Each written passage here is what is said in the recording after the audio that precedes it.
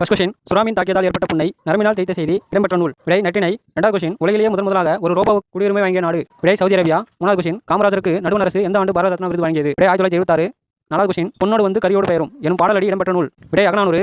அஞ்சாவது கொஸ்டின், கீழ்காணும் கூற்றுகளில் சரியானதை காண்க. ஃபர்ஸ்ட் பாயிண்ட், 1921 ஆண்டு செப்டம்பர் மாதத்தில் காந்தியடிகள் தமிழ்நாட்டிற்கு வந்தார். இரண்டாவது பாயிண்ட், கர்நாடகத்தான் எனும் ஊரில் அன்பர் ஒருவர் வீட்டில் தங்கியிருந்தார். பாயிண்ட், 1937 ஆண்டு சென்னையில் நடந்த இலக்கிய மாநாடு ஒன்றுக்கு காந்தி தலைமையேற்றார். விடை அனைத்தும் சரி. ஆறாவது கொஸ்டின், மணிமேகலை கையில் இருந்த அமுத சுரப்பியில் உணவிட்ட பெண். விடை ஆதிரை. ஏழாவது கொஸ்டின், காண முடியாத பேய்களை உருவாக்கி உயிருள்ள உண்மை பிறவிகள் போல் நம் கண்முன்னே நடமாடவிட்டு நகைச்சுவைக்குரிய செயல்களை அவற்றிடையே காட்டியவர். விடை ஜெயங்கொண்டார்.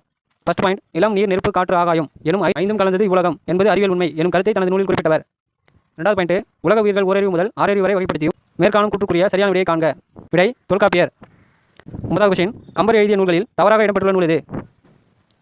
விடை கோமதி அந்தாதி. தனி ஒருவனுக்கு உணவு இல்லை எனில் இஜகத்தினை அழித்திடுவோம் என்று கூறியவர். விடை பாரதியார்.